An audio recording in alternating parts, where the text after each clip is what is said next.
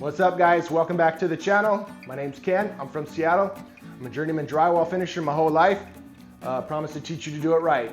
Okay, today's video is for those of you who are going to do your own taping. We're going to teach you what to look for as far as what you need to do to prep this board so it's really ready for tape and for your corners. Okay, have to do it. Let's take a look around this job. This job is a perfect example of that. This is a remodel. Okay, there was some water damage. They had to cut out a whole bunch of sheetrock from the existing walls. We had to patch it up. So it's pretty gnarly. There's a lot of gnarly joints. There's some gaps. It's just, that's the way it is with these remodels, okay? So let's take a look around real quick. All right, start at the beginning and work our way around. So we have a wall here where this is basically all clean studs to hang. So this is decent. This is not bad. We have just maybe a slight 1/4 inch gap on the left side of those switches, but a medium size or larger size cover plate will cover that.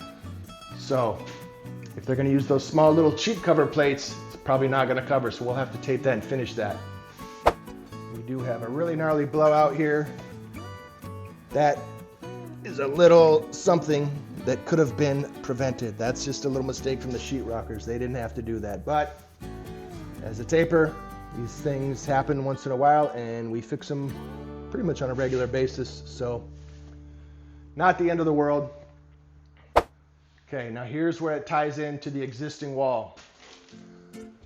Kind of a gap here. Could have been a little better, but it's okay. As we come through and pre-fill, we'll just pre-fill that real quick. It'll be ready for taping. Where it comes up here meets your existing wall, there's always going to be a gnarly joint there. We're going to pre-fill that, be ready for taping. That goes all the way around. Okay, now this is kind of a funky situation here. The corner bead here was left on, but they demoed it right to the edge of that corner bead. So you're going to have a big gnarly joint right there. That's going to be kind of a pain to tape and coat and fix that and make that blend in so that we have a perfect corner right there. Because we have almost over an 1/8 inch difference right here, almost a 1/4 inch. This is bulging way out, this is recessed in, the corner is right here. I mean, the corner is right there. So what I'm just gonna do is grab pliers and rip off that whole corner and just put a whole new corner on. We'll need to pre-fill that little joint there before we put the corner on. But once we pre-fill it, put the new corner on, then it will all be perfect like a normal house, okay? So anytime you have a funky corner like that, just rip it off. Here's another one. Okay, it looks good on that side, but then you come over here, whoa. They demoed the existing sheetrock, patched in a new piece, and now we have this really gnarly, harsh metal edge right here. And I mean, to tape that and 2 coats of mud and blend it in is, I mean, I can do it because I'm a journeyman drywall finisher and I can make that look decent, but still, it's gonna be some extra steps and some extra work. So really, just grab it with a pair of pliers, rip that whole entire corner off all the way up, and just put a whole new corner on it. And then it will be perfect, and you won't have to mess with it, you won't have to stress. It'll be a typical, normal drywall job. Another one here, okay? They cut the corner up to here, so from there down, we would need to splice in a corner bead so that it blends in with the top corner bead. But we don't want to do that because then we have a gnarly, nasty joint there and it's going to show. We got, look at this, is flared out. That's flared way out. That's going to be bulging. You put a coat of mud on that, that's going to bleed right through. This is a gnarly, nasty cut. Trying to splice a piece in and blend it in is a pain, and you're probably still going to see that joint there. Okay, so again, grab that corner bead, rip the whole thing off. Just put a whole brand new piece of corner bead all the way down, and then it will be easy, perfect. No messing with it, no stressing. You're good to go. And we got a few more of these on this job, but no need to just keep looking at the corners. I think you get the idea by now. Okay, we'll look at this one more and then we'll move on because this one's bad. Okay, existing, came all the way to here. They were starting to cut the demo and they weren't sure what they were doing, I guess, so they kind of stopped and then they just cut out this bottom piece. So now we have this really gnarly, stupid section that's just, we're gonna cut away all this loose stuff. Grab a razor knife, anything that's loose, any little loose paper or loose chunks all have to come out everywhere, every joint, every patch, okay? All the loose flaky stuff, all the loose paper sticking out, that has to come out. Use your razor knife to trim that out. You can't have any loose stuff there behind your tape or your corners, because then you'll have blisters. Okay, those will show through even after you paint, you'll see it.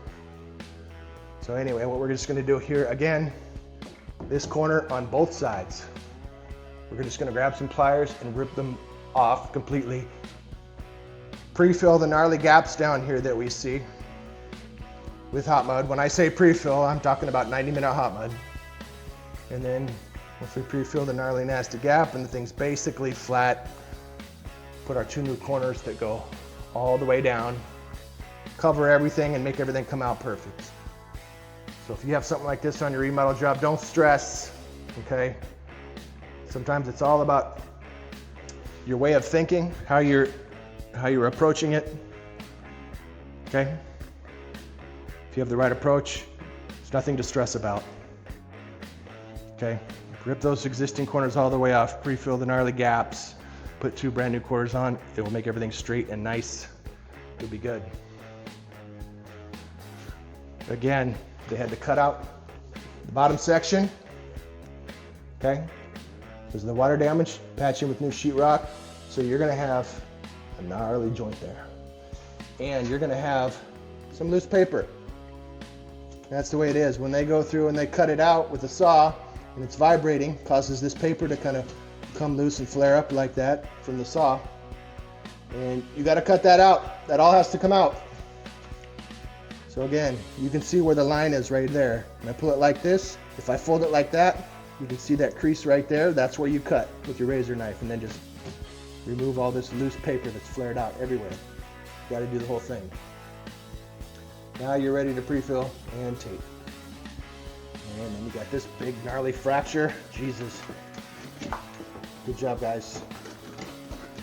Again, all the loose flaky stuff, it has to come out. It's okay, the sheetrock is solid. It's screwed down. Cut out all the loose flaky stuff again with your razor knife. Pre-fill it, tape it. This is part of doing remodels, guys.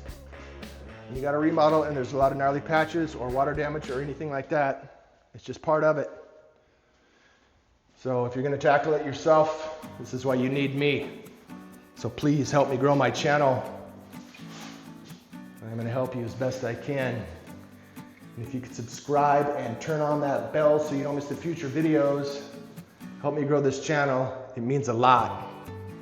Because in the winter months when things are slow, the little bit of income that I get from this channel is a big help.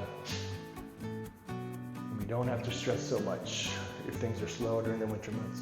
Okay, another gnarly blowout around this light box.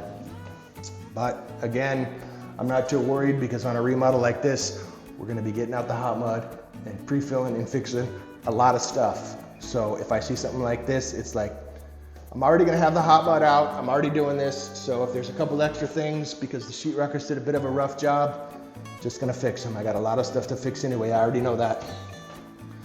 So, pre-fill, we got, I think, almost a ½ inch gap there, same thing here and up here. The bottom's good. So we'll pre-fill these gnarly spots. After that, it'll be pretty much flat and tight around the box. And then we tape all around it, so the tape is tight around the box, and 2 coats of mud, and we're good. Okay, another funky situation here. We got kind of an L-shaped huge patch here. Okay, if you look at it from the side view, you're gonna see that the existing wall is not flush with your patch. Your patch is recessed in a little bit, and so you have a gnarly joint right here. It's okay, that's to be expected. Pre-fill it. Little corner, I can see that's blown out. So you peel that back, trim right there with your razor knife and get rid of that. And then you just pre-fill that gap with your 90-minute hot mud and you're ready to tape. Another situation here.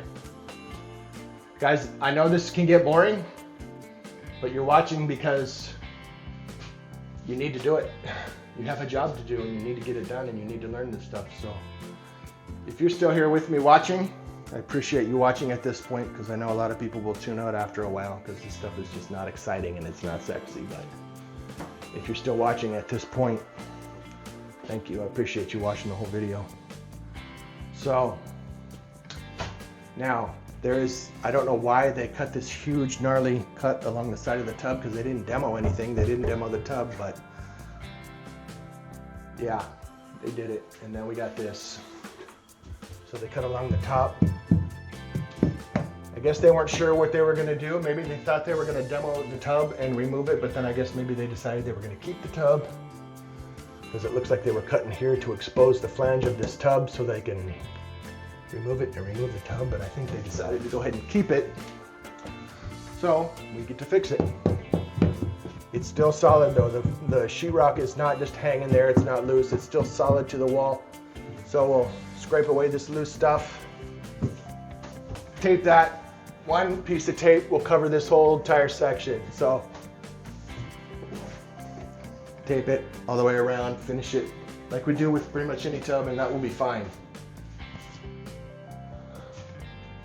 A gnarly ceiling where all the paint peeled off the wall in this whole section. We'll be scraping all the loose stuff. Pre-fill with hot mud. Those brown paper spots, those are a problem. If you try to skim that with regular mud, you'll get all these bubbles, because that brown paper will start to separate from the wall and you'll end up with these big huge bubbles and chunks of paper just peeling off. So to just coat that with a coat of mud isn't gonna work. We're gonna scrape it. We're gonna slap some mesh tape across it and do the first coat with hot mud. Okay, and that will seal it and make it nice and strong, and that will fix that.